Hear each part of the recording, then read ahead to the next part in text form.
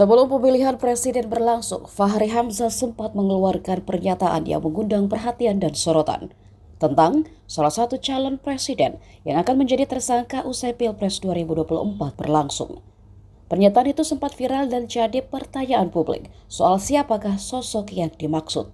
Kini di saat pengumuman resmi soal siapa pemenang Pilpres belum keluar, Capres nomor urut 3, Ganjar Pranowo dilaporkan ke Komisi Pemberantasan Korupsi. Ganjar dilaporkan oleh Indonesia Police Watch dan laporan itu atas dugaan gratifikasi senilai 100 miliar rupiah berupa cashback dari perusahaan asuransi.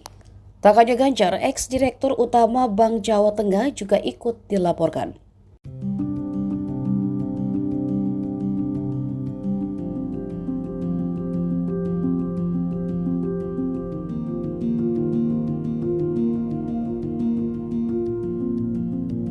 Download Tribun X sekarang, menghadirkan lokal menjadi Indonesia.